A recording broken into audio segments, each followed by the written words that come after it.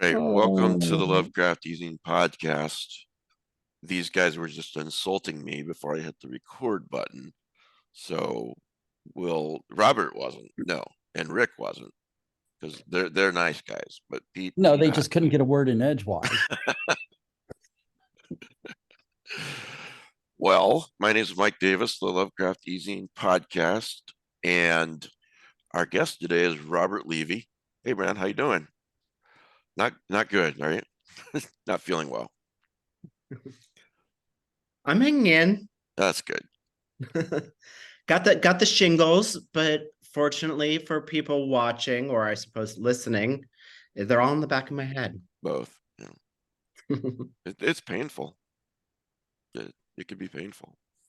Yeah. All right.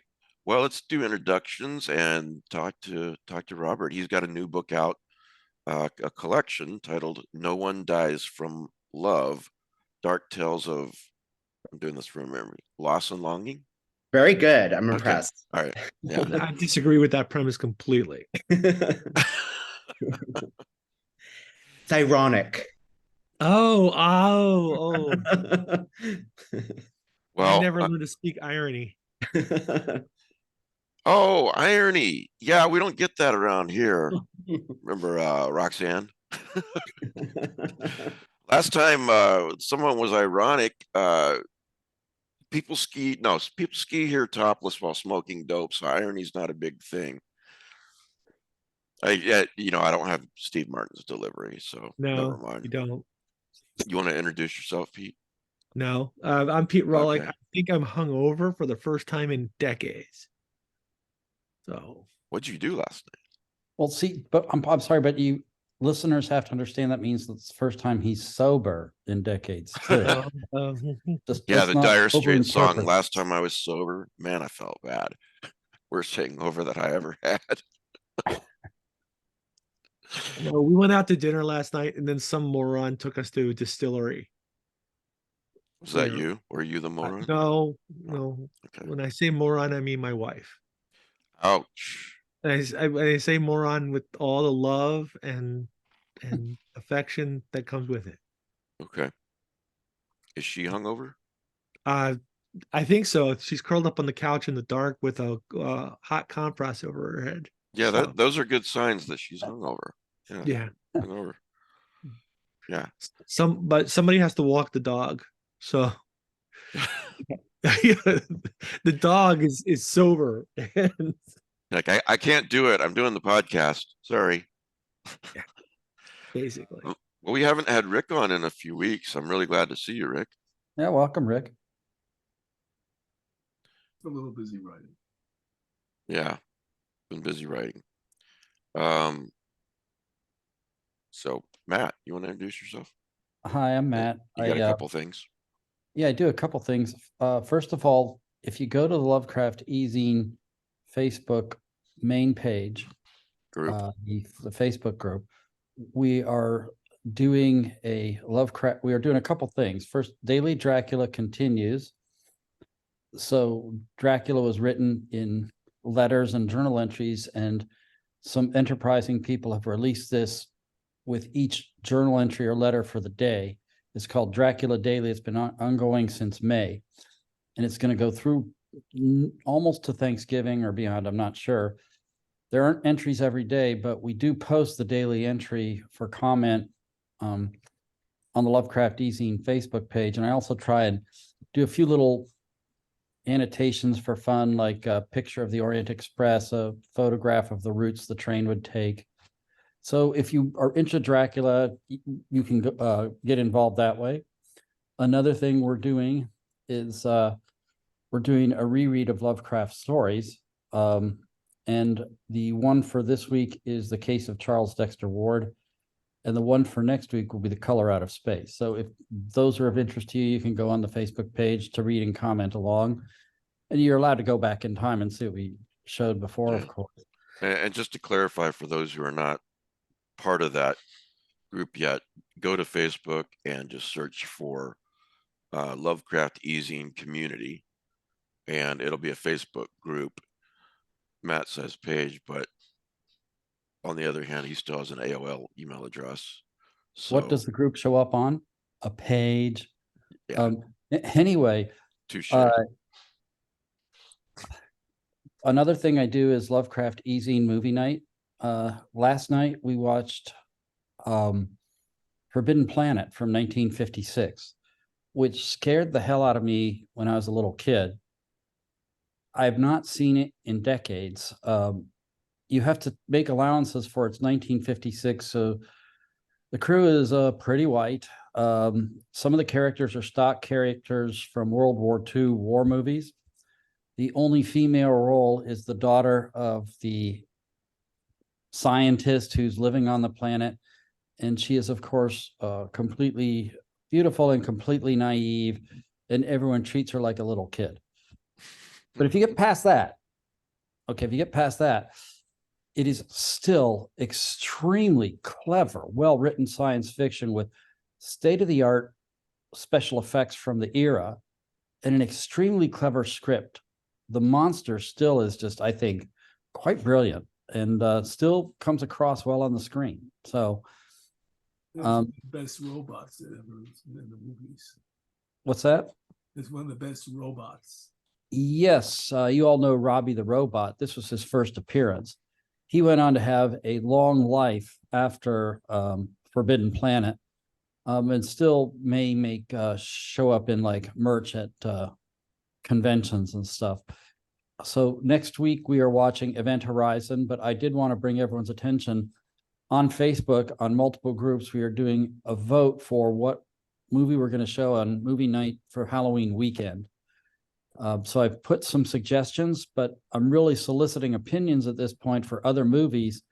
And then next week, we'll set up an election to have the final vote. We can either go fun, like Young Frankenstein, really Halloween themed, like Trick or Treat, or you could do something more conventional horror. Just whatever you think might be a good choice. Just let me know. Everything that Matt is talking about is accessible through the Lovecraft Easing community Facebook group. And the movie night is every Saturday night at 9:30 Eastern. It starts at 9:30 Eastern, 8:30 Central. And I gotta say, if you're not on Facebook, this puts you at a disadvantage because that's where I post all the movie night notifications to various groups. I mean, there's no app. It's done on Hyperbeam, so you can just click and join. The only downside if right you're not now, if you're not on Facebook, email me lovecrafteasing@gmail.com. I'll forward it to Matt and he can give you a Hyperbeam link. That's what we watch on. So all right. yeah. Is there anyone out there not on Facebook? Probably. Cisco's not on Facebook. He's on Twitter. I mean X. But I mean Cisco Twitter. is much too smart and clever and handsome and famous to associate with me. That's true. One of the things you can do to help the algorithm for the podcast on YouTube, at least, is comment, like, and comment. But comments are really important. And of course, I appreciate everyone who comments in the side chat, but the algorithm is really helped by comments below the video on YouTube. So yeah, here's a question for you to answer. Did you watch Forbidden Planet when you were a kid, and did it scare you as much as it scared Matt Carpenter? So question one. So anyway, a little bit later, Matt's going to tell us about the H.P. Lovecraft Film Festival from last weekend, but we'll get to that after we talk to Robert Levy. So anyway, thanks for being here, Robert. Oh, thanks so much for having me. Glad good to see you. You too. Yeah, we had you on a few years ago when your book, The Glittering World, came out, Right. which I really enjoyed. Matt and I were. It was super original, I thought. Yeah. The depiction of what do you want to call the fairies, the fae, whatever they are. I thought it was a really interesting way to depict them. Cool. Yeah. Thanks so much. And you had a collection come out several months ago. Yes. No One Dies from Love, Dark Yes. Tales of Loss and Longing, as I mentioned a few minutes ago. Hey, I I like your Amazon bio for several reasons. Robert Levy is an author of unsettling stories and plays whose work has been seen off-Broadway. A Harvard graduate subsequently trained as a forensic psychologist, his work has been called frank and funny by Time magazine, idiosyncratic and disarming by the New York Times, ambitious and clever, Variety, Smart, the magazine of fantasy and science fiction, and Bloody Brave, I like that one, the UK's SFX magazine. Now, here's the part I really like. Robert lives in his native Brooklyn, near a toxic canal, where he is awaiting his mutant powers to develop any day now. He can also be found at therobertlevy.com. Has that kicked in yet? Not yet. I'm still here in the same place as when I wrote that bio. No, not yet. They're cleaning up the canal. So I might, but maybe Oh man, maybe the shingles I have right now are like the first sign. Maybe yeah. they'll just start building up all over my body until I'm some sort of like giant, powerful pustule. Toxic Avenger. Yeah, that's right. The shingle man. Shingle, yeah. Mr. Shingles. That'd be like my villain name. Mr. Bo Shingles. Do any of you remember a Marvel Comics villain called Dr. Demonicus? No. Yeah.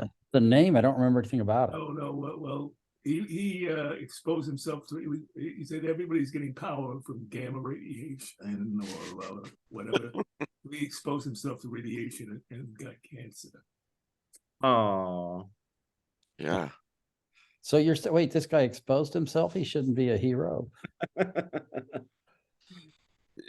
Okay, so if you do develop these powers, what would be your power that you'd really like? What, fly, super strength, sizzling eye beams? I think like the power to like to be able to sleep and function at the same time. Like I'd like to like be asleep behind my functioning self, because I think I've decided like sleep is like my happy place, like above all others. So I'd like to exist in both places at once. There's nothing like a good night's sleep, which the last 2 nights I have not had. Yeah. I mean, we're asleep like at least a third of our lives, right? It's a lot of time.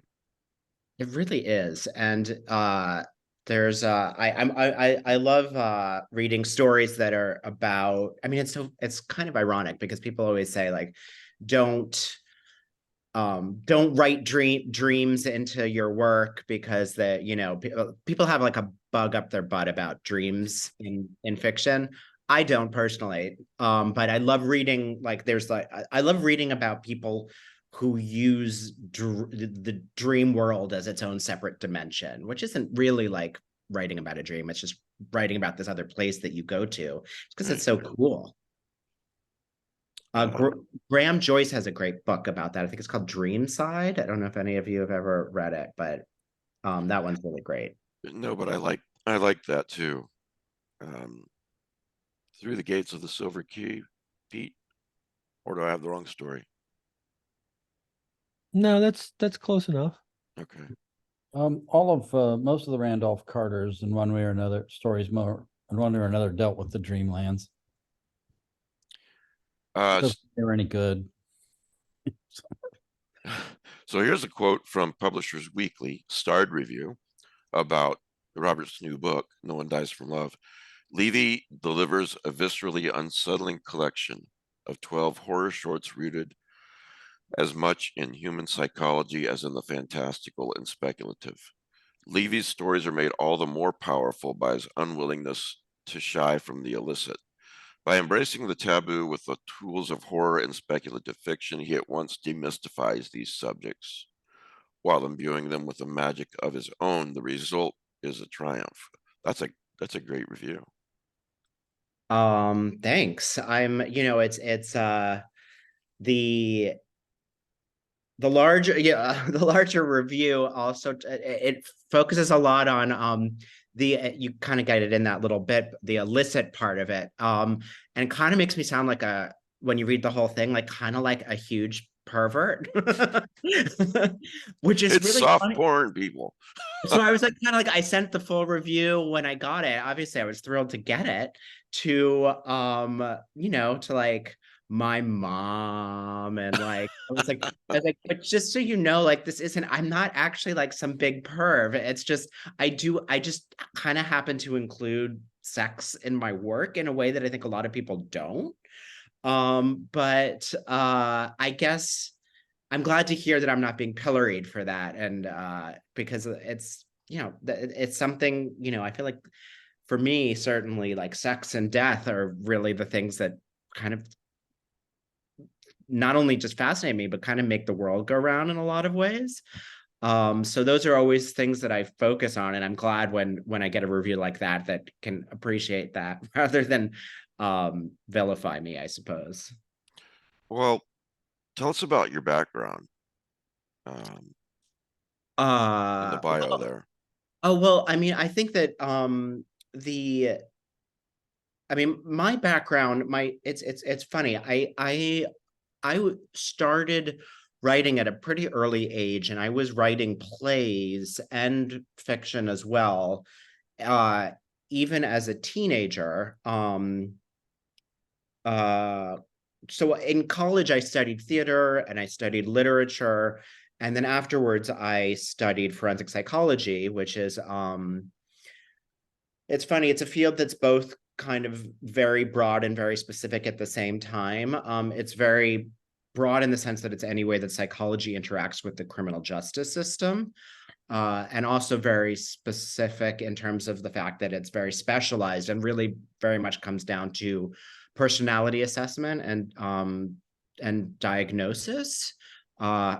So that is I really just studied it as a field that, just because I was really interested in it, not to pursue it professionally necessarily, even though I did do research in the field. I can see myself going back into that field. However, I think that might happen soon. But all along, I've really have considered myself a writer. I'm also a writing instructor. I teach at a MFA program called Stone Coast that I adore, and I teach what they call popular fiction, but it's really like genre fiction. Right. Really writing and the arts have been more my background and more of my general focus, even though psychology I found fascinating, and you always need something to write about. So that was definitely helpful in terms of that aspect. Yeah, I was going to say that I'm sure it's a vast understatement to say that informs your writing quite a bit. Completely. Yeah. Yeah. And I landed kind of hilariously writing a lot of nefarious psychologists into my work. It's not intentionally. I'm gonna have to go write something about a really good therapist now to make up for it. What you said, you got it, you studied it because you were fascinated by it, you were interested by it. What interests you about forensic psychology? Well, I think in some sense it's probably as close to a master's in abnormal psychology as you can get, even though it's deals with it's not all based in abnormal psychology, but a lot of it is, whether it's a range from victimology, which can have a lot to do with trauma and PTSD, all the way through when you say forensic psychologist, people of course think of like popular culture and think of criminal profiling as the other end, which is somewhat by definition abnormal psychology. So for me, that's when I took psychology in college. I was like, I was sitting through intro psych, like, yeah. Like, when do we get to abnormal psychology? It was like, I took that so I could then take the next course, which was abnormal psychology. I'm it's still just waiting to hear about the freak, sir. Come on. Yeah, You're like, I'm not gonna lie. I mean, it's just that's what's interesting because you take as I said before, the main thrust of forensic psychology is personality assessment. So a lot of it is learning how to administer diagnostic tests and tools. So you of course have these tests that have a range of you're always somewhere on the spectrum for whatever it is, whether it's depression or anxiety or schizophrenia. Everyone's on sort of a point, and there's a range that's considered normal and a range that's considered abnormal. So I think that people's fascination with anything, whether it's anything from just anxiety or depression through something like something that's might be more obscure or less common, like the big one is dissociative identity disorder, which they used to call multiple personality disorder, which is very rare, but it's something that is so fascinating to so many people. People are really interested in this, I think, fundamentally because you kind of wonder where you are on the spectrum, how close you are to being the kind, to something like that happening to you, which is also, I think, why people are interested in things like true crime, because it's and maybe horror in general. You can experience these things as almost as a form of inoculation, to help inure yourself against these things that are uncontrollable to the people that they happen to. Yeah. Is it, how do I want to phrase this? The cliched guy who's really studied people in fiction, and he can talk to somebody and he knows, can make an assessment of their personality after 5 or 10 minutes. Does it help in day-to-day stuff? I mean, I think that That's a technical term, just so you know.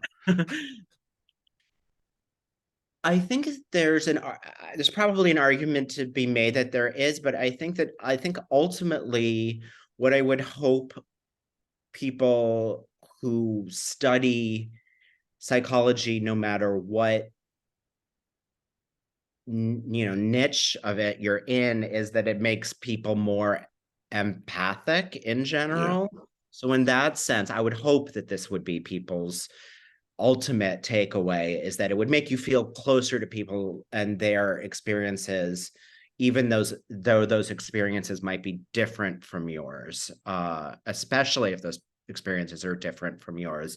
I think that's really sort of the root of empathy in general, is an admission that you ultimately can't fully relate to what someone else is going through. And I think that's kind of the true definition of empathy, is the admission coupled with a more average level of sympathy. Yeah.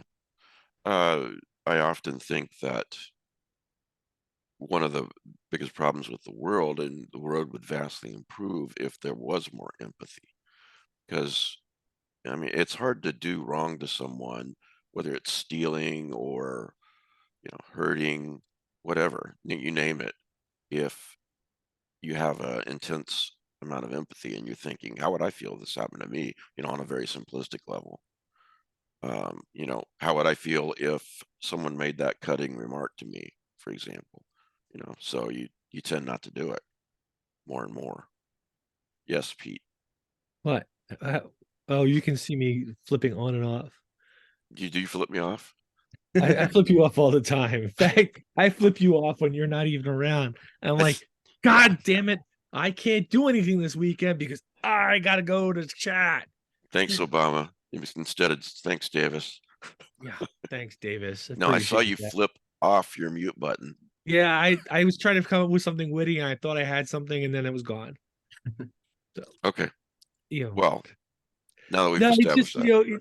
it's it's empathy that actually keeps me from killing anybody. So I just hope that none of that would occur to Well, No, but I kind of remember there's a film I really like called it stars Christopher Reeve and Michael Caine, Caine. the one about the play. Mousetrap? Yeah. Death Match? Death. Oh wait. Yeah, Mousetrap is the Agatha Christie. Yeah. It's something like that. Death Trap? Yeah. Death Trap. Death Trap. Yeah, it's Death Trap, 1982. Man, it has been Yeah. 4 decades since I've seen that. And it finally is revealed after they've killed Michael's wife, Michael Caine's wife, and they've been writing together. Michael Caine suddenly realizes that Christopher Reeve is, insane. And it's like, when you were working in that office and they evaluated you psychologically, did the word sociopath ever come up? Like, yeah, it did. That's a great film. Completely lacking any empathy.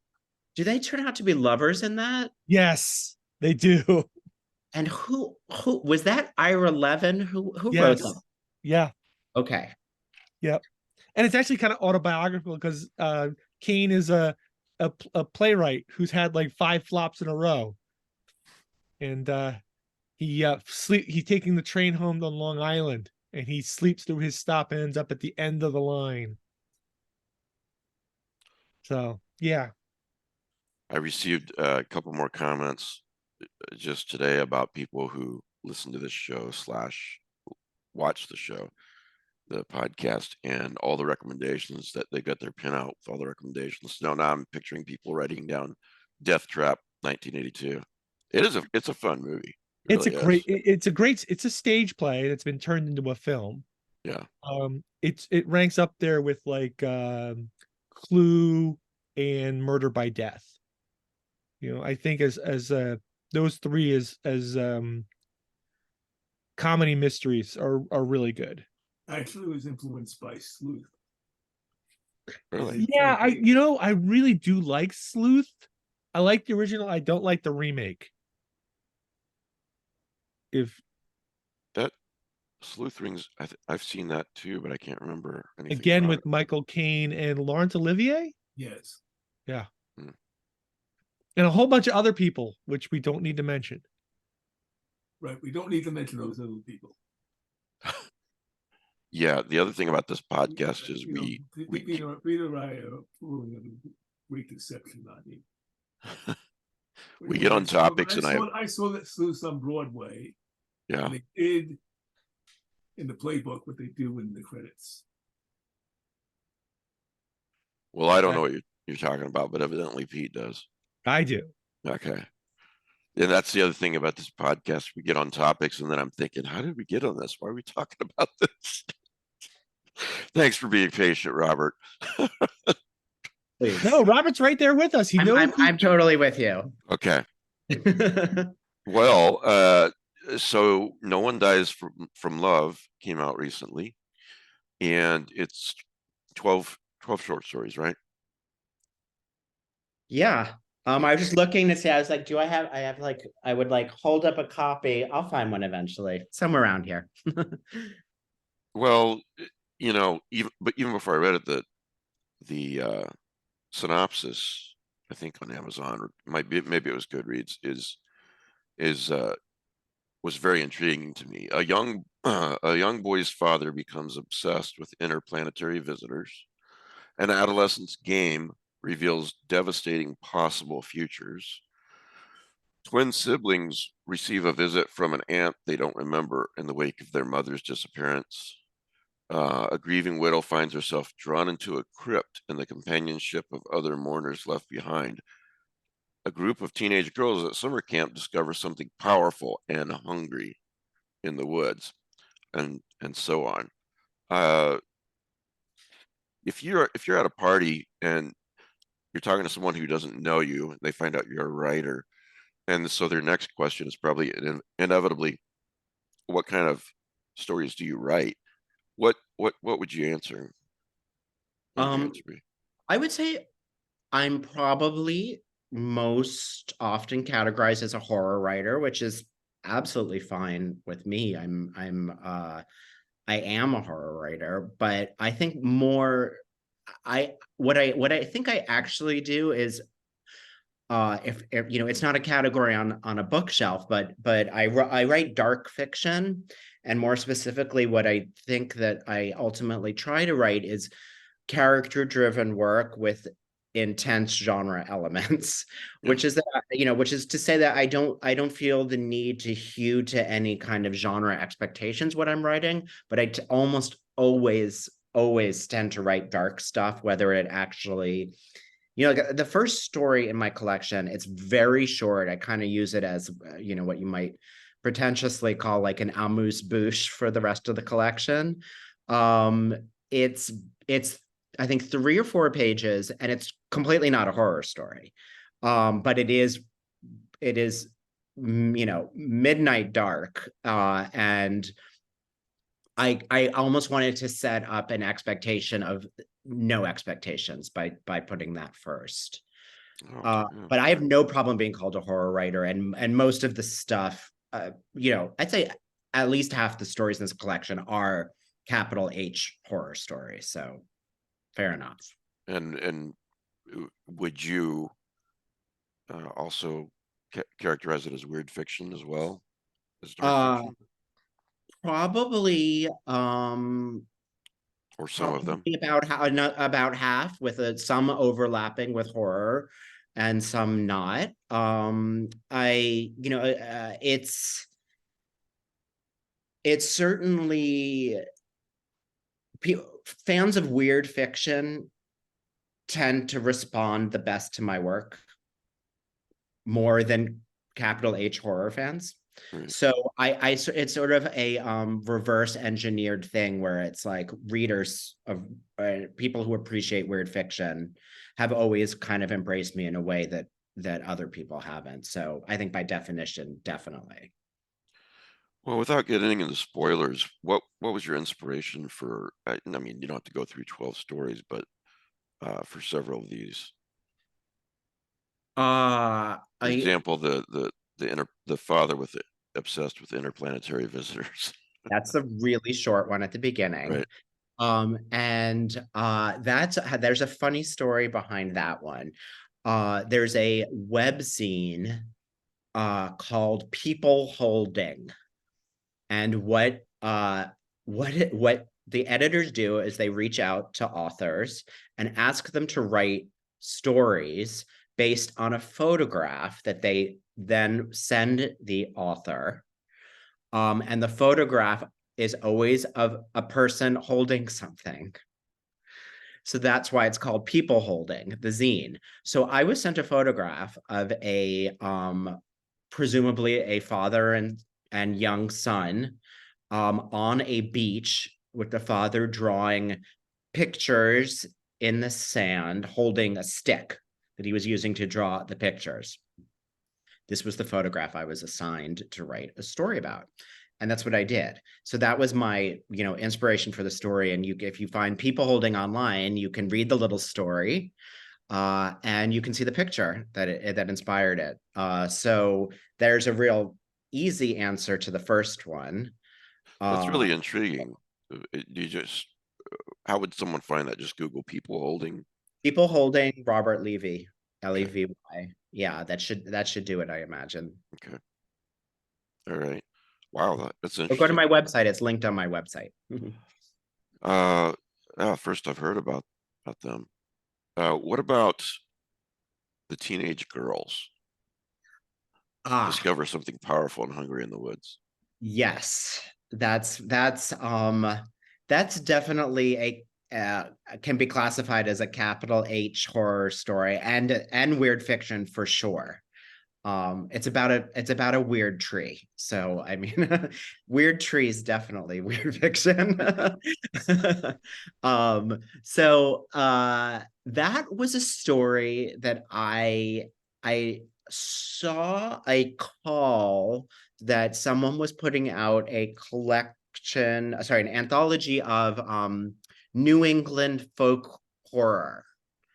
Said, oh, I want to write something for that. My first thing that I thought of when I thought New England was actually probably not my, the first thing that came to mind was I used to go to a summer camp in Maine for many, many years, I think 8 years, 2 months a pop. That's a lot of time spent in the woods in Maine. Wow.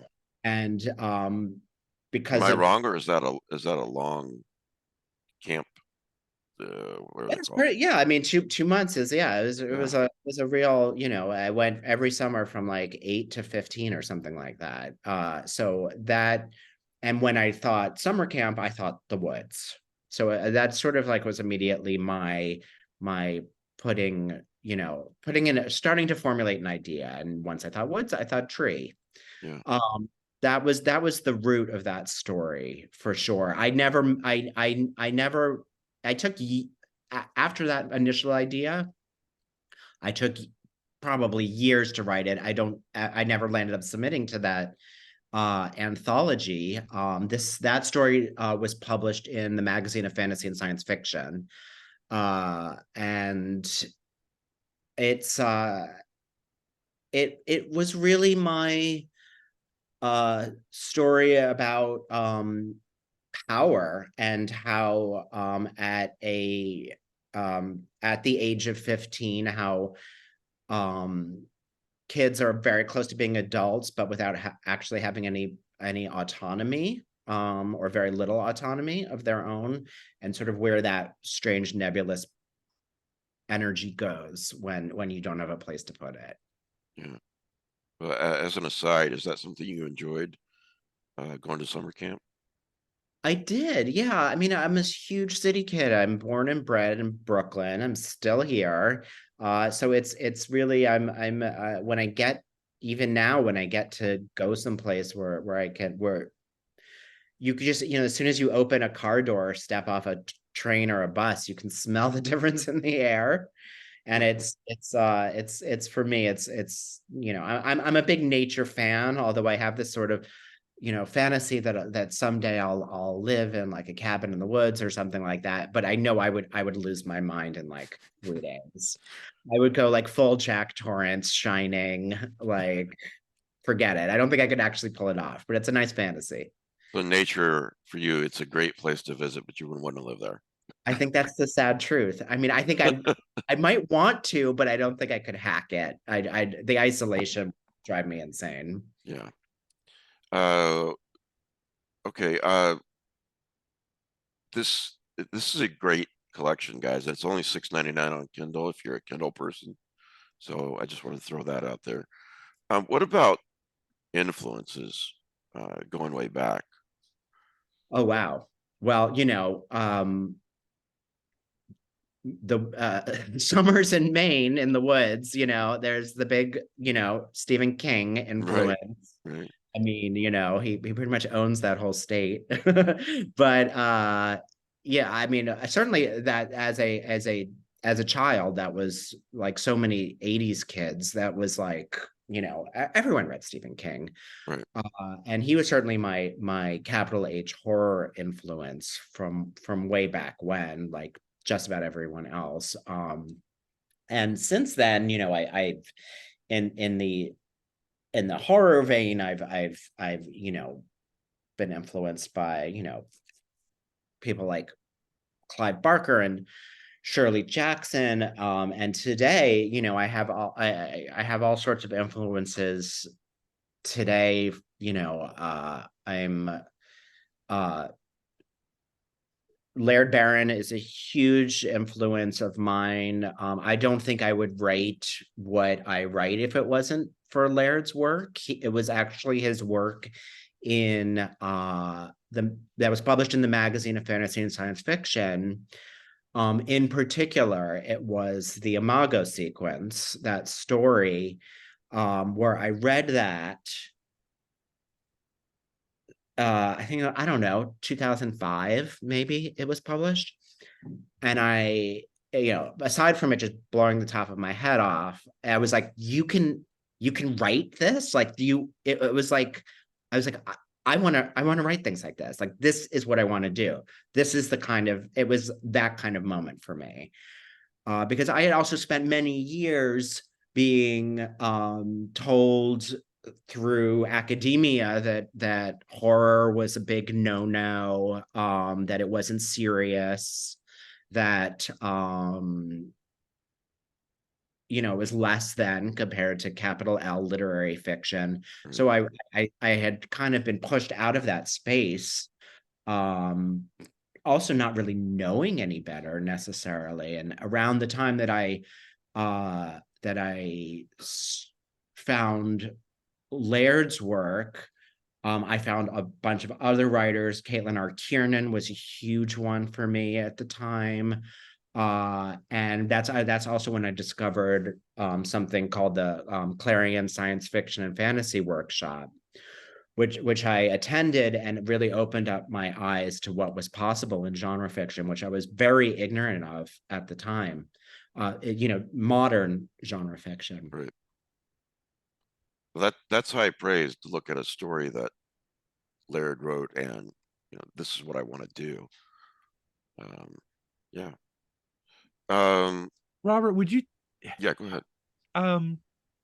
So whenever I pick up your work, whenever I read it, for some reason I always associate you with Joyce Carol Oates. Huh.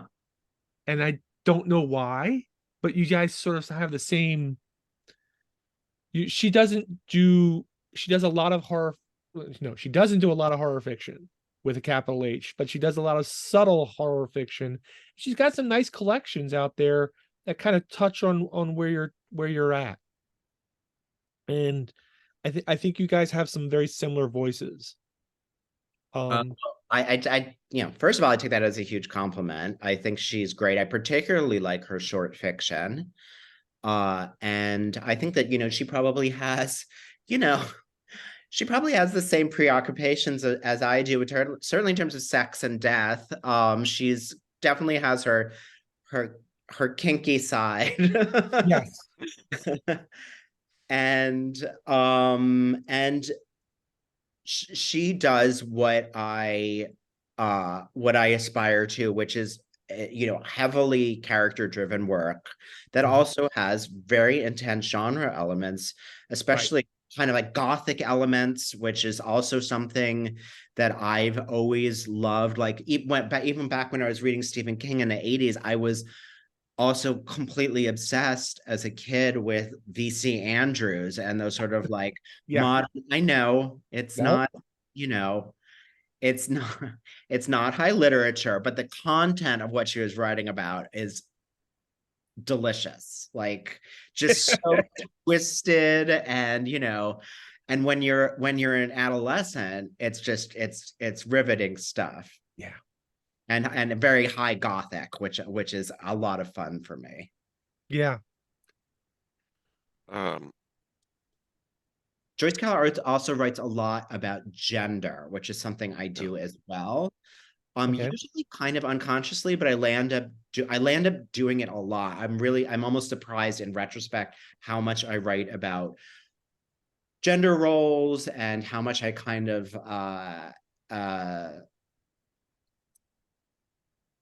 try to put that under a kind of lens and use horror as a lens to explore things like gender and sex and sexuality. And that's definitely something that Joyce Carol Oates does. Right. You mentioned horror as inoculation a little while ago. What, as a horror writer, what scares you?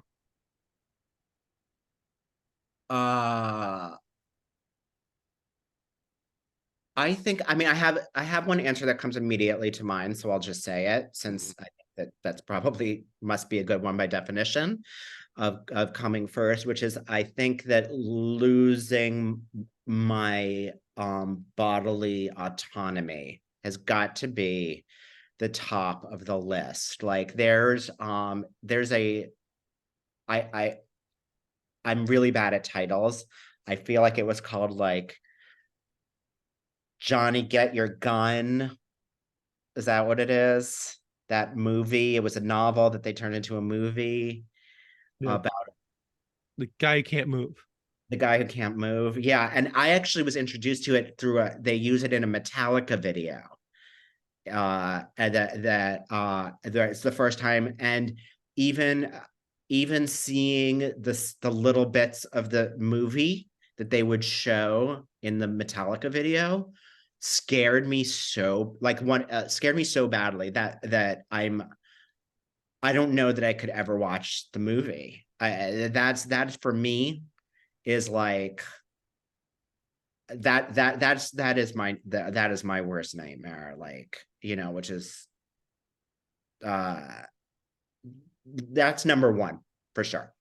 I There's an yeah. interesting movie, you might not have seen it. It was a little movie, not a major movie, called The Rider, about a rodeo guy, a guy who wants to become a rodeo star, and he's really small time, not very good. He's recuperating from an injury, and he's got a friend who suffered a serious head injury, I think, bull riding.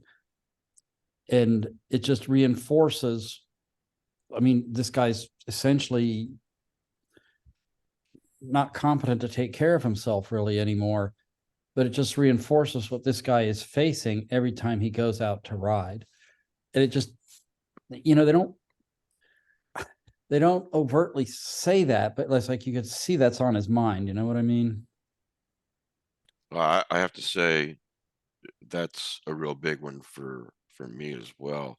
I was really inspired by, you know, the guy who really comes to mind is Christopher Reeve, right? When we're talking about this, and you know, he told his wife after he woke up and realized the horrible situation he was in, he said, maybe I should just check out.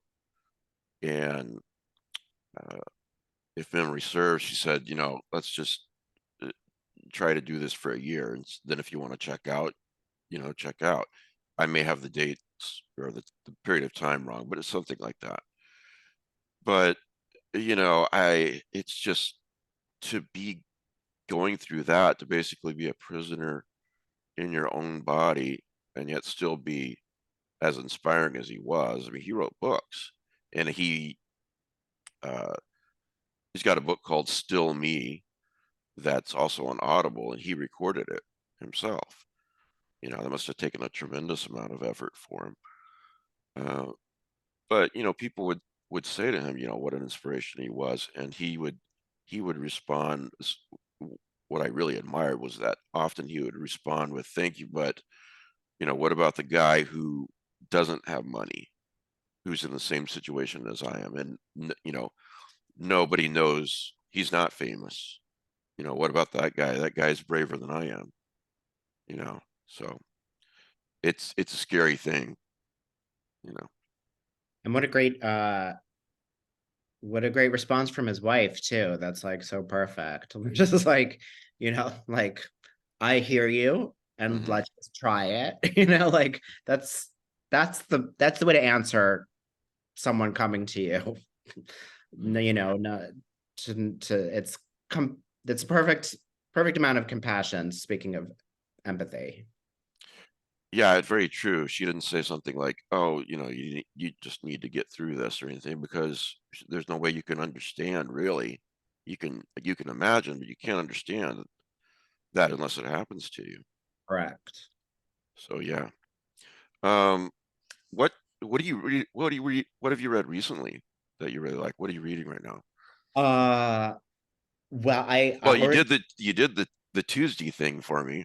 I did. Yeah. That's Silver Nitrate by Sylvia Moreno Garcia. Yeah. Which is a lot of fun. And the book that comes to mind that I read recently, I think it was the book I read before that I loved, is the new Bret Easton Ellis novel, The Shards, which I just thought was phenomenal. It's basically like early 1980s Los Angeles high school prep school with like a serial killer on the loose. And it's kind of like Less Than Zero meets American Psycho. Like he took two of his past books and Yeah. matched them together. And it's really great. It's a door stopper, and it's just like compulsive reading. Another door stopper that I loved recently, and when I say a door stopper is good, it's really good, because I'm always the person who's like, why didn't they cut 200 pages out of this book? It would be so much better. Is Our Share of Night by Mariana Enriquez. Yeah, I need to read that. Paul keeps telling me about that one. Yeah, Paul is a mega fan, the way that I am a mega fan of Enriquez. And I actually even prefer her short fiction even more, if I had to say it. And she is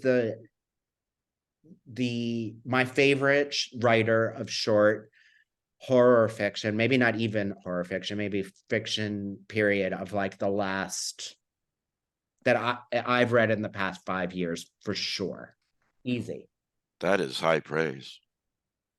I haven't read her short fiction. I haven't read anything. I'm going to read the novel first because everyone keeps telling me to, and then I'll excuse me.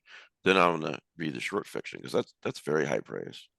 Her short fiction is phenomenal and inspiring. Our Share of Night. I'll try to remember to link to this in the show notes. Mariana Enriquez, Enriquez. So, let's see. Oh, I know what I was going to say. For those who were wondering what I was talking about, the Tuesday recommendations, every Tuesday now, I'm asking someone in the horror community to write a chapter or two, write a paragraph or two about what they've been reading lately. Had Trevor Henderson do it. We just started a few weeks ago. Trevor Henderson, forget who, I'm blanking on who else I had. And so it's a lot of fun. Just check out lovecraftusing.com on Tuesdays. It'll be there. And Robert was last Tuesday. Thanks for doing that, by the way. My pleasure. What does success as a writer mean to you? This is one of my favorite questions, because every creative person answers it differently. For me, it is being able to write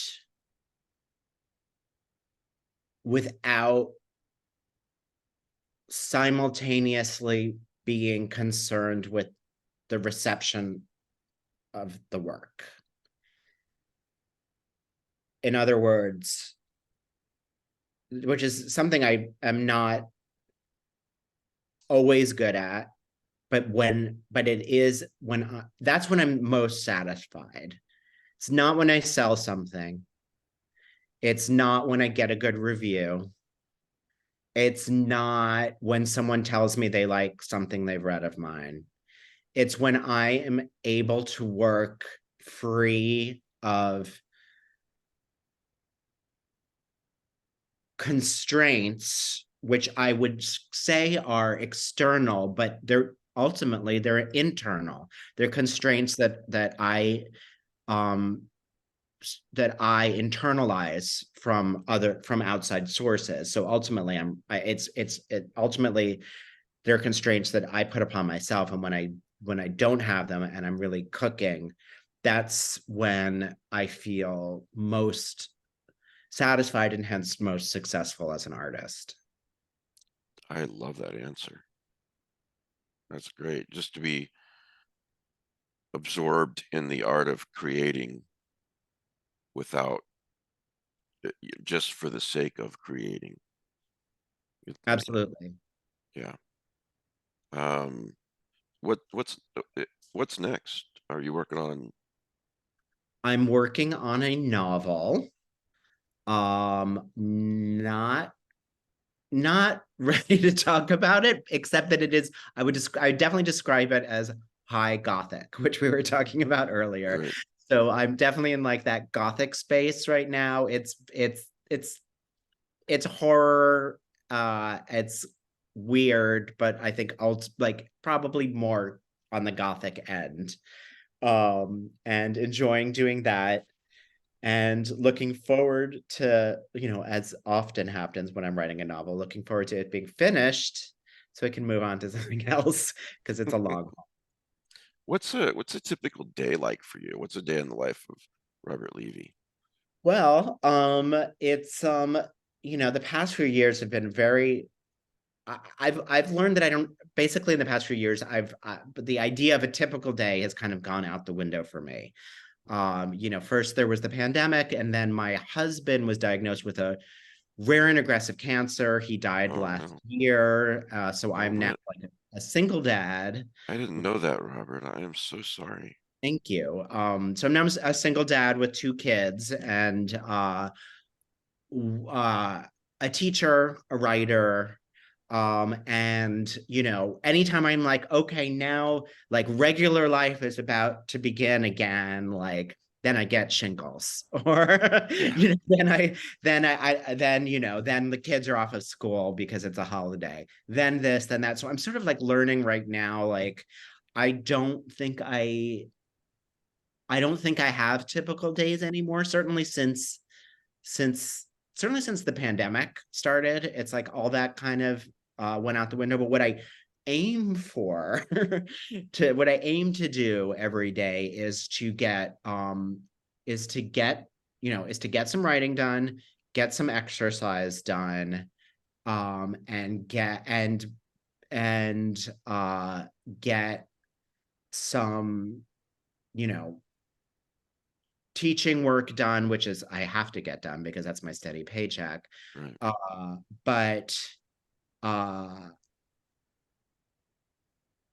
it's I wish I could say I was routinized, but right now it's really all over the place. But I'm leaning into that, because the more I try to get rigid about things, or like about daily word count or whatever, anything like that, the more I'm sort of setting myself up for disappointment. Maybe this is connected to my answer about what success is, which is that I feel like the less I constrain myself, the better things go. Can I ask, Yeah. it's been a few years since The Glittering World was released. Did it ever engender any interest from like other media? So it struck me as it would be like you'd need to do some CGI or something, but I was just wondering how it would look on the screen. Yeah, it's gone. Ultimately nothing's happened with it, but it's gone through some long gestational moments that have not worked out. I had someone turning it into a television show at one point. I had it optioned a number of times for film. Nothing's going on with it right now. I'm like, I literally have to remember if it's not under option right now. Yeah, I mean, I'd love for something to happen with it. I think it would work really well in film or television. And I think I got an inquiry about it like as recently as like 2 months ago. So maybe something will happen with it someday, but I'm not holding my breath. These things are so nebulous. You hear about these things, it's kind of like, Well, I guess I don't understand why it works for some authors and not for others. Like Paul Tremblay has had a book made into a movie. Laird Barron had the same thing, but it was much, much different in scope and scale, and practically has never been watched. And then John Langan hasn't got anything on the screen, and I just sit there wondering, Well, why. it certainly has nothing to do with talent, and there's a lot of luck in the equation. Yeah, but also Paul, A Head Full of Ghosts was supposed to be made years ago, and that hasn't, you know what I mean? So it's Right. like, you know, it was what's his name? Osgood Perkins was like, I think it was cast already. He was going to make it. So these things, like, it's almost, I mean, there's certainly like elements of like, you know, buzz and momentum that can be useful as well. But then there are also things just like, just kind of like don't happen or fall apart for like any number of reasons. And, you know, it's funny. I have a friend who works in film, and it's like before he worked in film, you know, he would see these like, you know, not very good movies and be like, you know, like, I can do better than that, right? And then like I mean, that's how a lot of artists start. And then he went into film, and when he started making real movies, like when it would be done, he was like, you know, he was like, my God, like the fact that it's even as good as the final product is a miracle. Somebody said it's a wonder anything gets made. It's really, it is very, I mean, you know, a stellar novel is its own kind of miracle, and kind of like says a lot about sort of like the indomitable will of like a soul human being. But a movie has so many moving parts, you know, so much you have to get, so much has to go right just to get the money to make it, and then you have to make it. And it's like, it's so my friend was like, it's a miracle when like a good movie comes, like if a movie's good, it's like it's magic. That's it. Paul said something to me along the lines of, when you're a writer and you're submitting stories and novels, it's no, no, no, no, no until you finally get a yes. But with your work being turned into TV series or movies, it's yes, yes, yes, yes, yes, and but wait, by the way, no. That's really smart. I like that a lot. That makes perfect sense. It's not original with me, but I really liked it. That's great. Well, thanks for being here. Folks, Having yeah, the name of the book is, oh man, I'm having one of those days. No One Dies from Love. So pick it up. Like I said, it's only $6.99 on Kindle. It's also available in print, and it's really great. And by the way, if you haven't read The Glittering World, you really should pick that up too and read it. So Thanks, Mike. yeah, we're going to talk about a few other things. You want to stick with us, or you want to? Do you need to go do life stuff? I should probably go. I'd love to stick around, but I mean, stick around for a couple more minutes, and then Sure. can I like jump No, you can leave anytime you want. Okay, great. Hey, Once you know, you last come thing, to your senses, you'll be out of here. right? I'm surprised that hasn't happened already. No personal questions about your kids, by the way, but what age? Well, how old are they? 12 and 15. 12 and 15. Yeah. Wow. Yeah. Yeah, I remember the teenage years with mine. And how old are yours? He's 21. 21. Yeah. I will get there, right? Eventually. Oh, you will. And no, he's a great kid, but you know, with all of us, all those chemicals are pumping through you when you're a teenager, you know? And it's just like, geez, I just got to make it to adulthood, and then maybe they'll stop. Yeah. So, The brief answer is no. yeah. Yeah. I want to say again, I'm so sorry about what happened to your husband and what you're going through. And, you know, when it's all said and done, writing is wonderful. Being creative is wonderful. Being a good dad, being a good parent is even more important. And it sounds like you're doing that. So, I hope so, knock on wood. yeah. It was really interesting at putting this collection together. I was doing it right. You know, I think I sold it not long before my husband died, and then I was sort of like compiling it after he died, and I was like, oh no. Here I wrote this whole collection about, ironically, it was all written before, I think it was pretty much all done even before he was diagnosed. But when he died, I had to reread the collection in a way to kind of see if I had fucked it up based on my recent life experience and having gone through this incredible turmoil of illness and death. It's a very death haunted collection, as most horror collections are. Stories of loss and love. Yeah. So, and rereading it turned out to be very comforting to me, in part because I felt to be, not to toot my own horn, but I was like, wow, I actually, the way I had imagined a lot of these scenarios was actually pretty accurate. There's one story in particular called The Cenacle, which I wrote, I probably wrote it in like 2016, 2017, long before any of this reared its head. And it's about this woman whose husband has just died. And the entire story is about grief and how, a lot of what I write is about grief, but this one more than all the rest.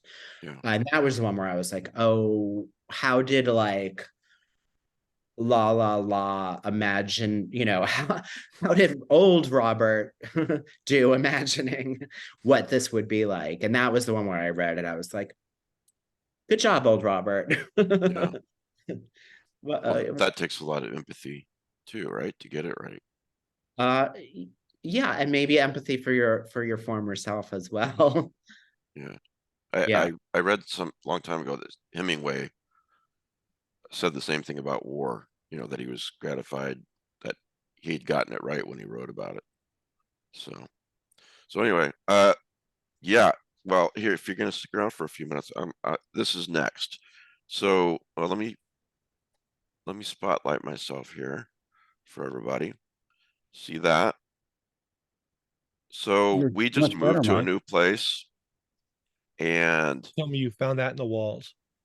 I found it in a box that I had packed.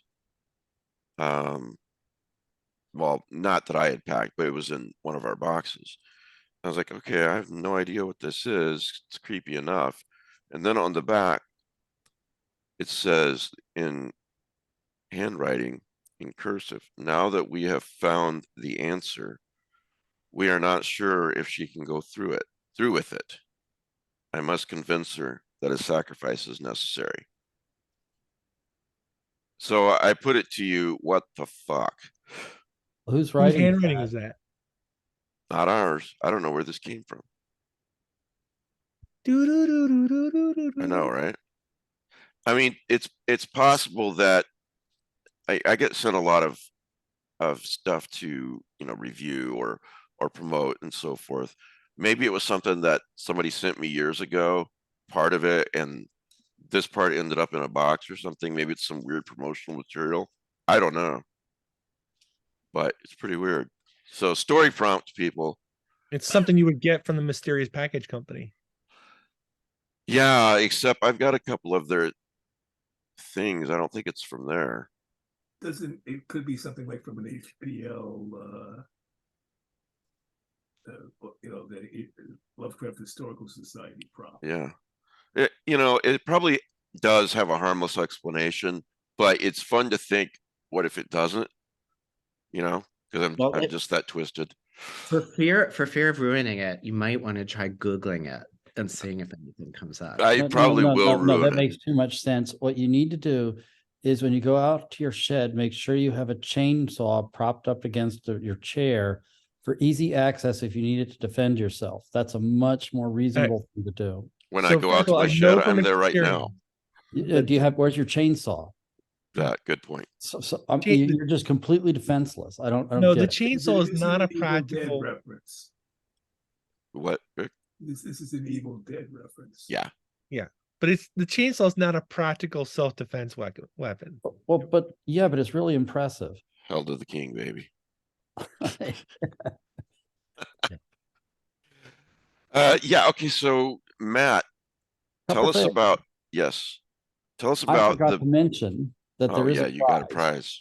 Yes, it is. No One Will Come Back for You, the collection by Premium Muhammad from Undertow Books. Yeah, it's a Really great nice collection. So if you want a chance to win this, send an email to easyprizes@gmail.com and put no one in the subject heading. We draw a winner in about 6-7 weeks. It could be you, but if you don't enter, no chance. You can't win if you don't play. Then the other thing we were going to talk about was BBC. yeah, okay. So it may have been as long ago as 2019 or earlier. The BBC released a podcast, a series of like 8 episodes or so, The Case of Charles Dexter Ward.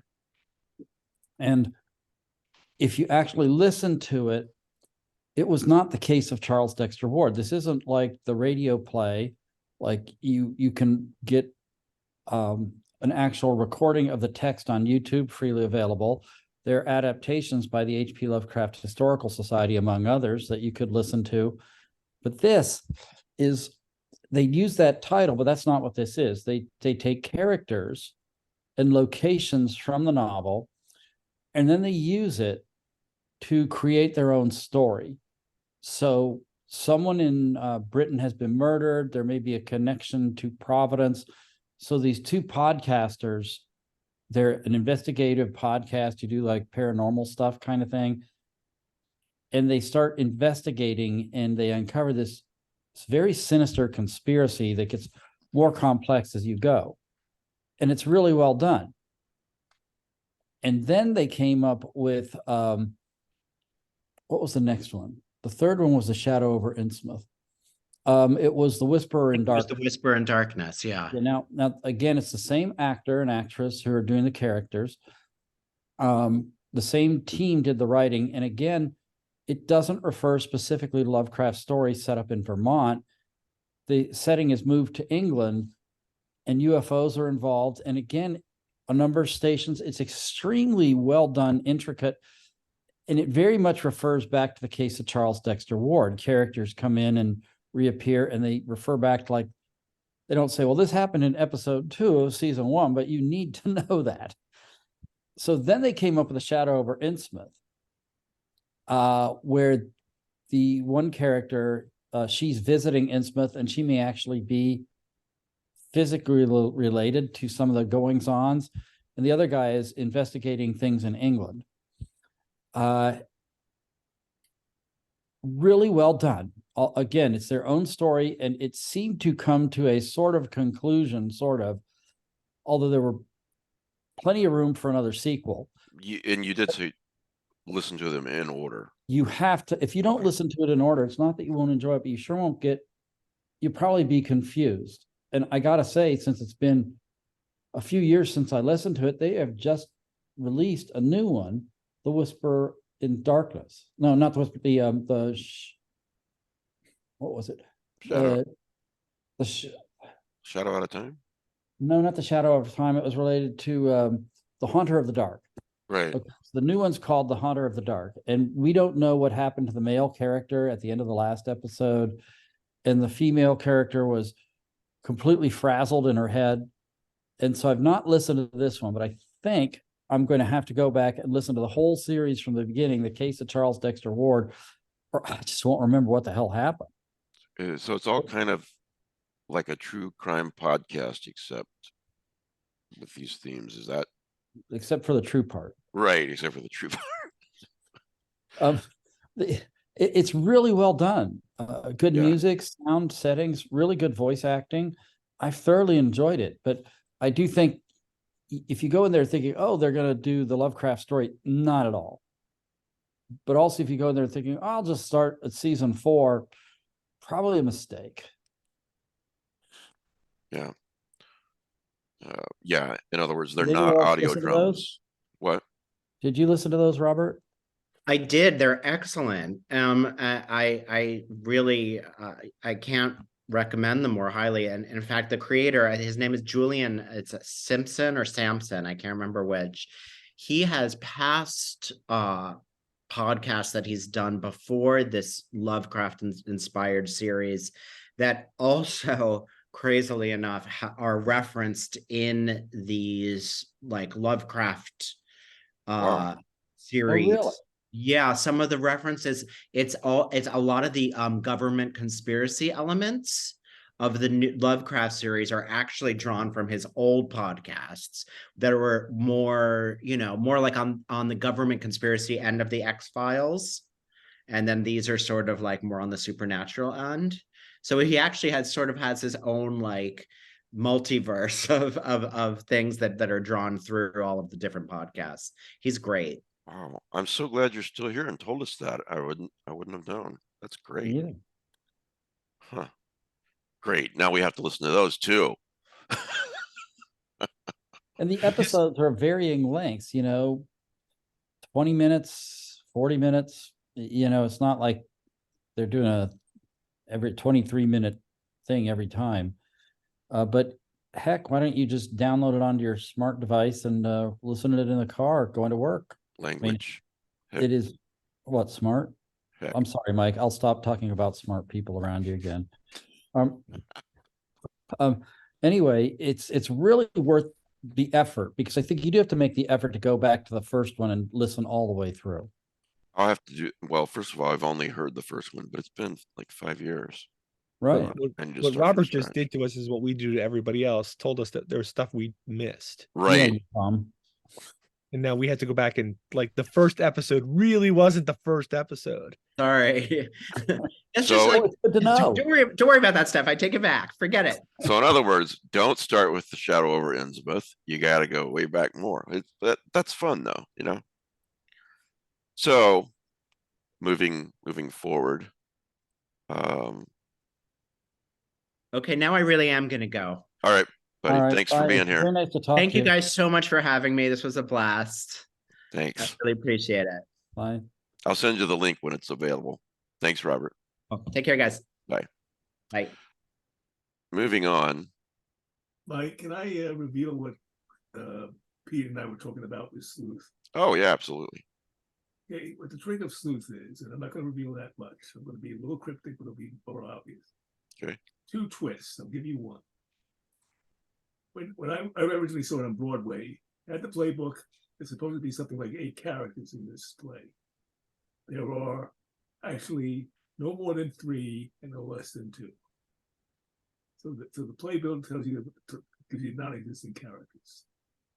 You do the same thing in the movie credits, beginning, when the movie starts. And they have another brilliant twist.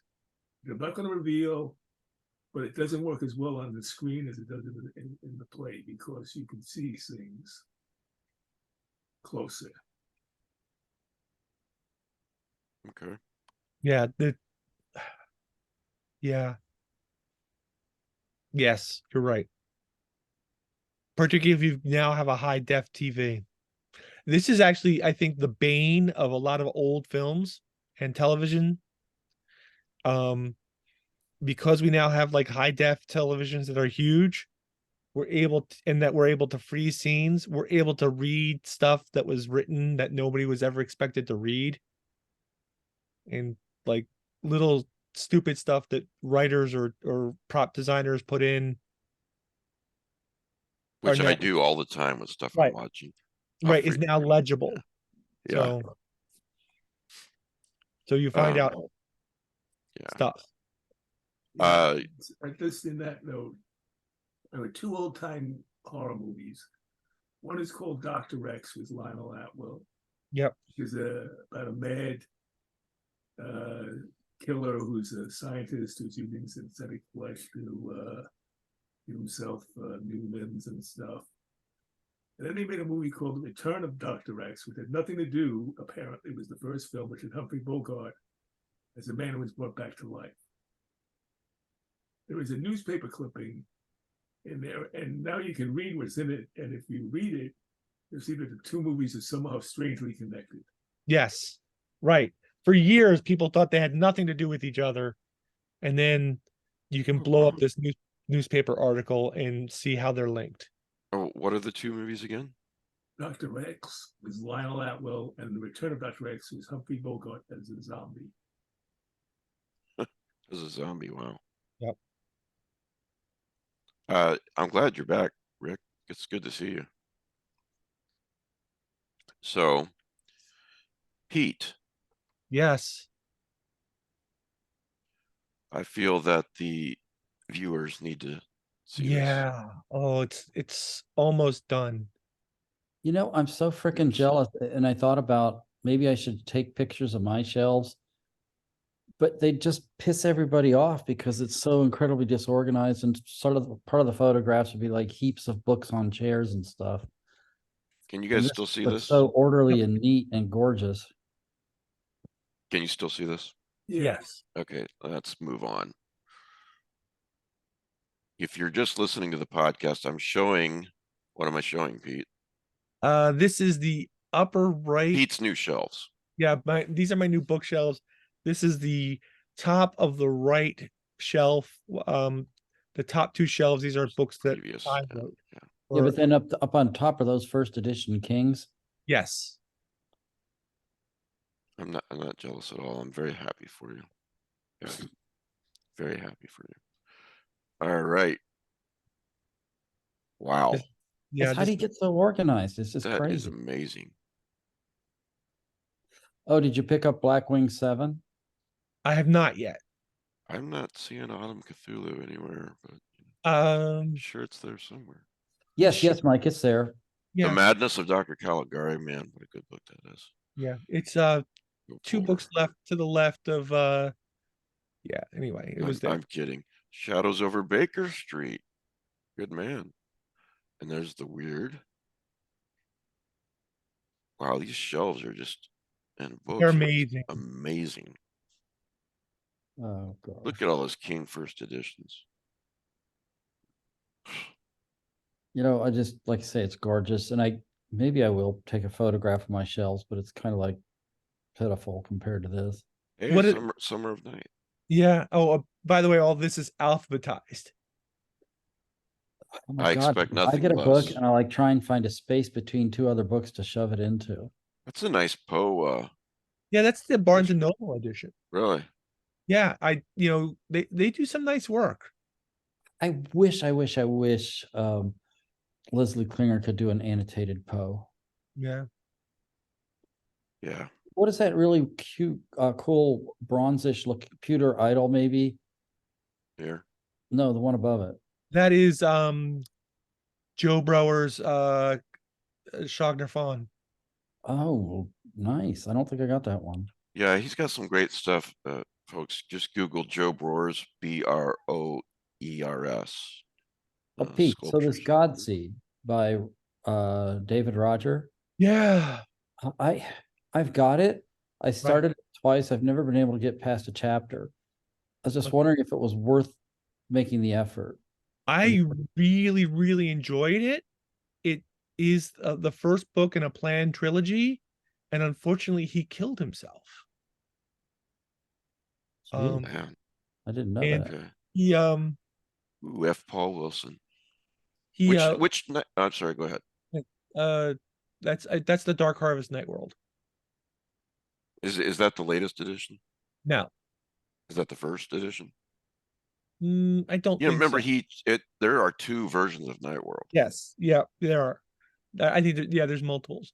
Two versions of Reprisal and the other Yeah. one. Really? And the last Rakshasa, so I think there's Not as much. Changes are not as much, but Yeah. Yeah.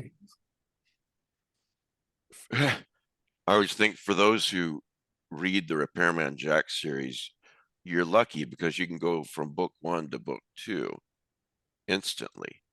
If you Right. were waiting at the time, what was it, 15 years Something like that, yeah. that you were waiting to see if Jack lived or not? Yeah. Look at that gorgeous Cthulhu on top of the greatest art book. Yeah. That's it's from some game. I can't remember what it was. Wow. Oh, I have that one. That's cool. Well, these are really great shelves, Pete. And what a Oh, great what a looking cute book little collection. Cthulhu there. Yeah. one. Yeah, he's just the bronze version of the green one, the Funko Pop. He is yeah, he's a Funko Pop.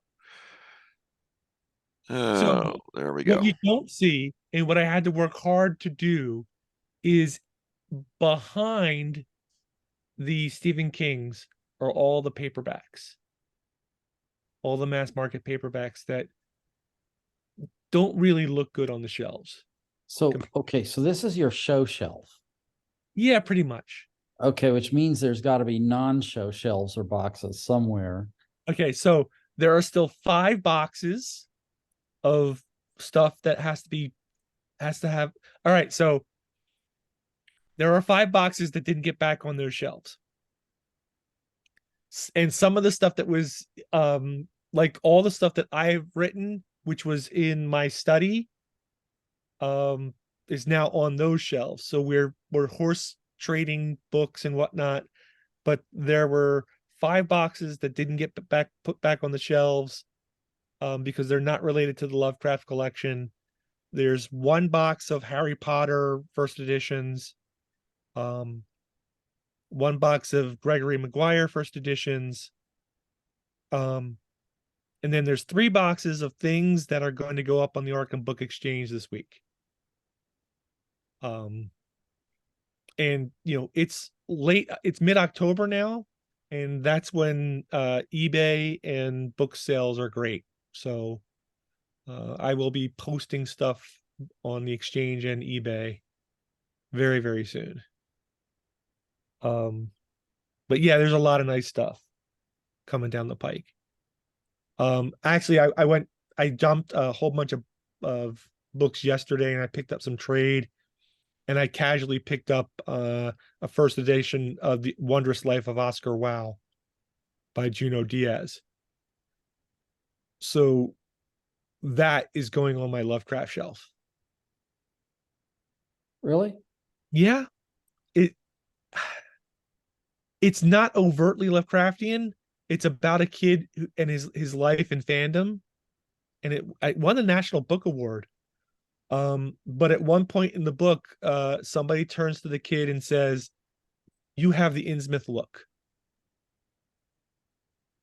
And just it's just a nice pop culture reference that I think I want to keep, and because it won the National Book Award. It's on the Lovecraft shelf because of that one line. Yeah. Well, then you could say Needful Things is Lovecraftian too. Right. And then like the Amazing Adventures of Cavalier Clay, they come over on the Miskatonic. There's a book on the shelf called The Sands of Time. I think that's what it is. And it's about it's set during the Civil War, but one of the ships in the Civil War is named the Miskatonic. So, it's loose, but also it's a National Book Award winner. Right. There's it's nice to have. Absolutely. I mean, all right, I'm going to go through my shelves and take photographs of them all. And it's going to be not nearly as pretty as this. That's gorgeous. I really love the ladder, even if it's completely impractical. No, the funny thing is it's not, because particularly now that I have encapsulitis in my right shoulder. Oh, you want it to reach as high. I have to get up there I can't raise my arm above my head anymore. Oh man. And so I need to climb the ladder to put things up there and whatnot. So all of this has made Mandy very, very happy, because it now looks good as opposed to being a mess. Okay. The Fall of the House of Usher. Who's watching? I know it's there. But it's on my to watch list. Okay. Just me. Pete, I'm sorry, Kelly Young mentioned that he is really enjoying it, that it's it's not really the fall of the House of Usher, but he says there's a ton of Poe Easter eggs. It's got a good script, but also it is pretty gory. I've Awesome. watched the first 3 episodes and I'm really enjoying it. It's got to be It's sort of a gothic succession. Hmm. It's got to be better than the haunted house movie I'm trying to watch right now. Which is? The Haunted Mansion. Oh, why? What is wrong with you? It's like I'm a glutton for punishment. a lot of the stuff that's coming out from Disney right now is just kind of dross. Yeah. It is Disney. Yeah, but but I mean, they go through phases, you know. In the 80s or whatever, they were late 70s to 80s, they weren't making any very good content, and it seemed like a pretty tired brand. And that's when they started doing things like Mulan and The Little Mermaid. And then they absorbed Pixar. But they've gone back into a slump, in my view, with most of their current projects. I agree. I Well- did like Ahsoka though. So I've read so many mixed reviews, and in terms of Star Wars, it's not like I've never been the biggest I've been more Star Trek than Star Wars person, but I've watched everything until now. And it's like, I read 1 episode of Obi-Wan Kenobi, 1 episode maybe of the Book of Boba Fett, 1 episode of the new season of The Mandalorian. It's like, it is not grabbing me.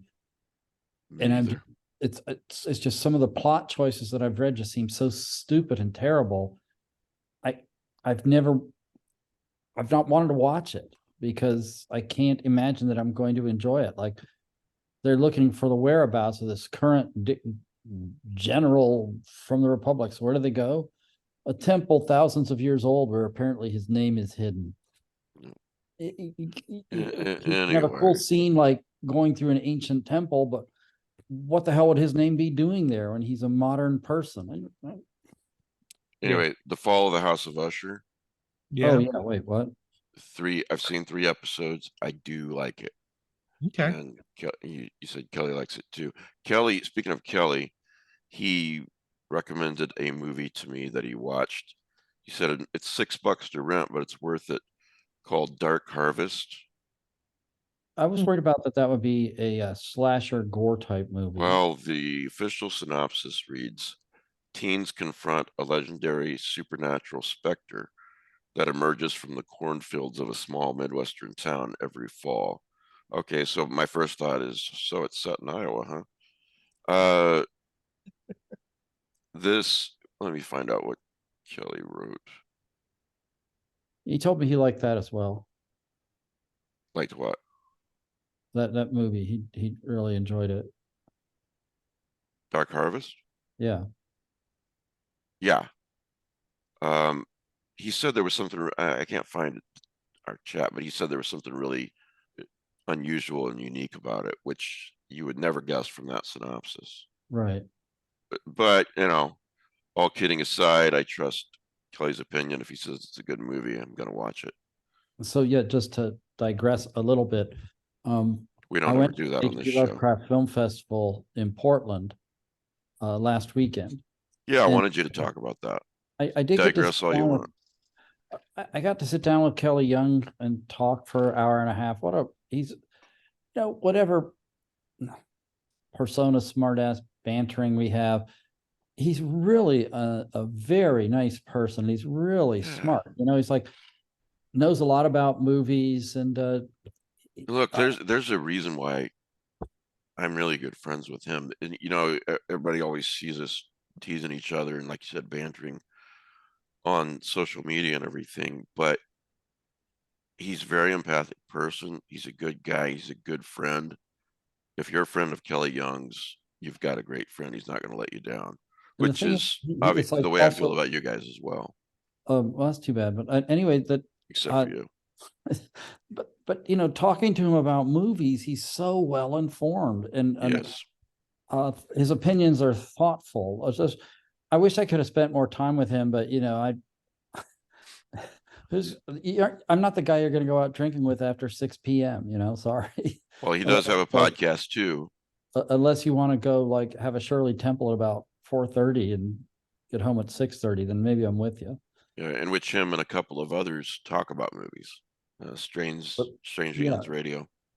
The Outer Dark, right? No, the No, Strange Eons Strange Radio. Eons. Yeah, yeah. I'm sorry, it's after 6 now, isn't it? No, it's not. Anyway, so as far as the film festival itself went, it was very much what you would expect from Gwen and Brian. Very well-run festival. It's like the only thing that limits them is the size of the venue, which is old and creaky bathrooms and twisty stairs. And like, I think if I had had a beer while watching the show, I'd fall down and break my neck or something going down the stairs. But it lends to the atmosphere. And there are a lot of people who go there. It's just their chance to just flaunt their Lovecraft weird. And so some people wear costumes, or I was on the VIP party the night before. I was one of 3 people wearing a fez, so it wasn't just me. For once. And I got to say, it was just a good time to be there, to say hi to people. I took my son, and he's much better with coming up to strangers and just having a chat than me. So like, we actually had a good time at the VIP reception, just talking to people about the film festival and movies, and you get to do what you want, because like, so you can either watch feature-length movies or short subjects. And typically I would watch short subjects and save feature-length movies for movie night, but I kind of twisted it around this year. Mostly went to feature-length movies, but they had this guy reading stories, live reading stories. He did The Willows by Algernon Blackwood, and it was with live music, and that was really intensely atmospheric and good. And then he did The Nameless City, and so I also, for the very first time, they have a contest called Lovecraft Under the Gun, where if you sign up, they give you a prop and a phrase, and you have 72 hours to make a movie. So 5 groups entered the competition, 4 completed a work. And so I went to the presentation of that work.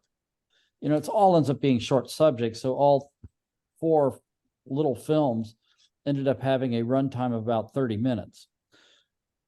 But I can't really comment about the short subjects. If you want, they do have panels and readings. Yeah. There was a book debut premiere, something for the Weird Cat book. So St. Joshi was there.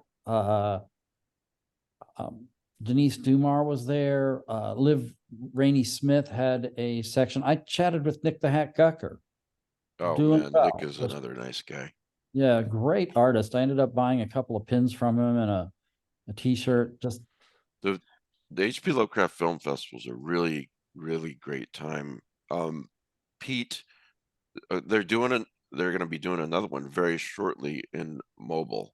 How do you say that? Mobile. What are those dates? Do you remember? Weekend in November. I think it's the 5th and the 6th. Yeah, first weekend in November. Pete's going to be there. I'm going to be there. If you're unlucky enough not to go to Providence, Portland, and you can't go to Mobile, you still can buy a streaming pass for December 2nd and 3rd, where you could see, I think, up to 40 different short subjects and some of the feature films and the panels as well. So if you are going to Mobile, and I don't know it yet, send me an email and let me know. And you can say hi to Pete and me. LovecraftEasing@gmail.com. Lovecraft Easy. So this puts a film festival kind of within driving distance of everybody now. That's true.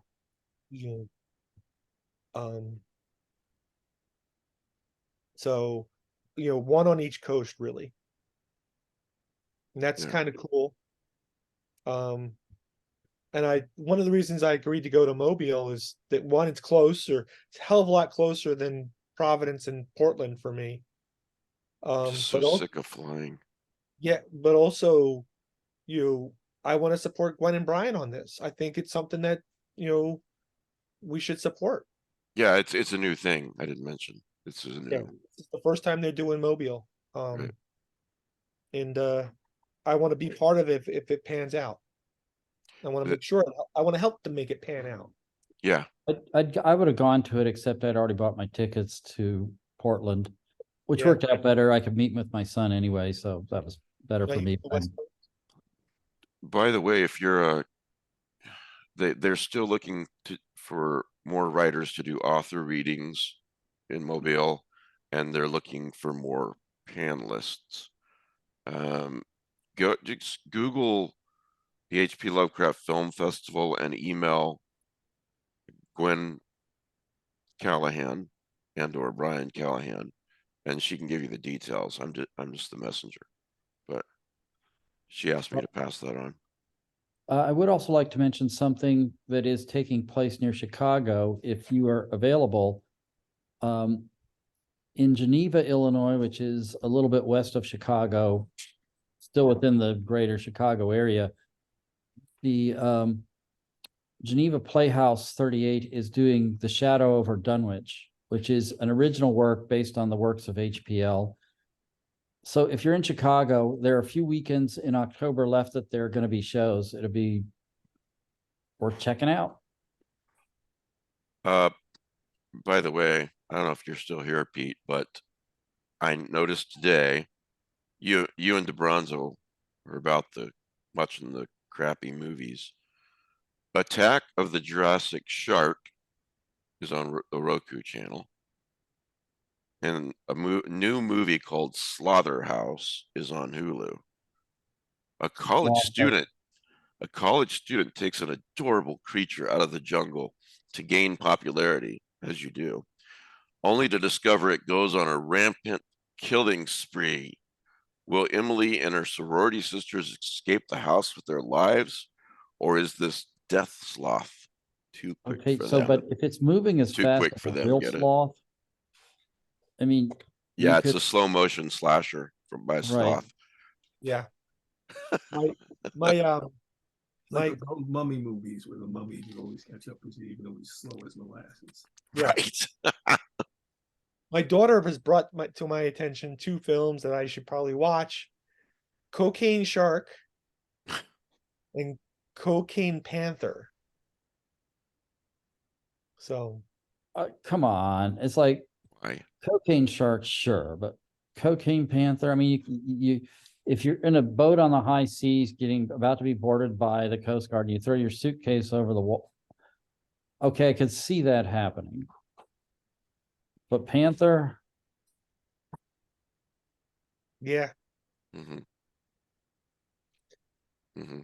I didn't say I was going to watch these. Yeah. Thanks to all the Patreons. Point blank, we couldn't continue to do this without the Patreons. It's just the way it is. And it starts at $5 a month, and there are all kinds of rewards and tiers. Just Google Lovecraft Easing Patreon, patreon.com/Lovecraft Easing. And I appreciate all you guys do Patreon only podcasts and much, much more depending on your tier. So, what else do we got, guys? Is that it? You guys got anything else? Recommend the movie on YouTube. I mentioned Okay. this on the Thursday Patreon only meeting. It's Say called it. 3 Scenes of Murder, made in 1954. 3 Cases of Murder. 3 Cases of Murder. 1954. British anthology film. 3 stories. 2 are supernatural. 1 is a very good mystery. I mean, that's the third one. It's actually the middle episode is not supernatural. But the third episode is outstanding.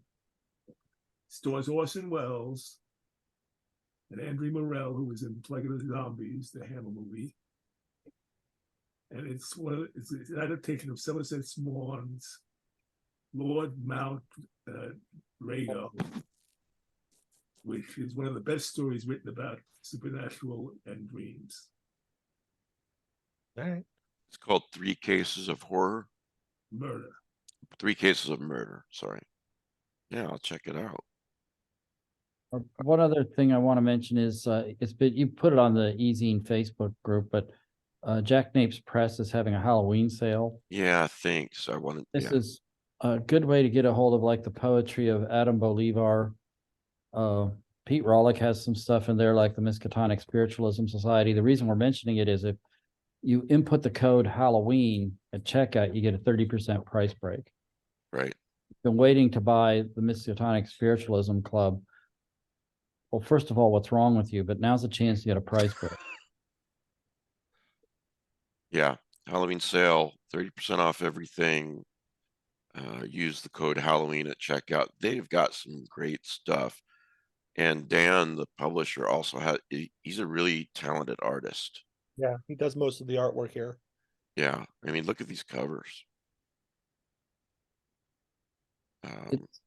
Yeah. It's not often you can actually get a collection of weird or Lovecraftian themed or similar poetry.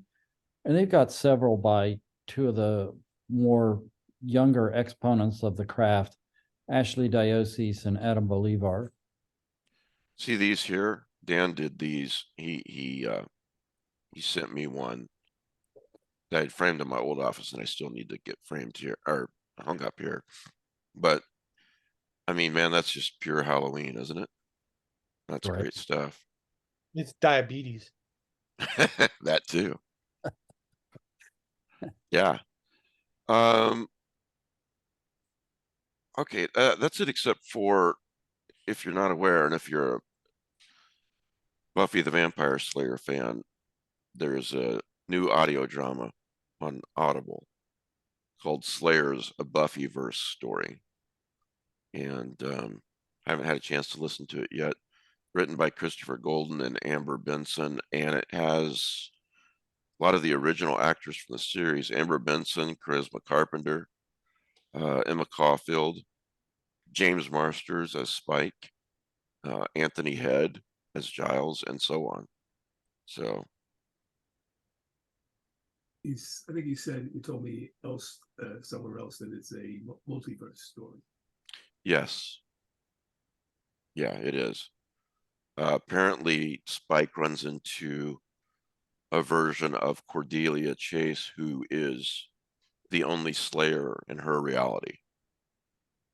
So yeah. Anyway, We do have a prize. yes. I forgot to announce this at the beginning, but Premium Muhammad's collection, no one will come back for us. If you want a chance to win, send an email to easyprizes@gmail.com and put no one in the subject heading. A winner will be drawn in 6 to 8 weeks. Yeah. So thanks everybody for watching and listening. Thanks guys for being here. And we will see everybody next time.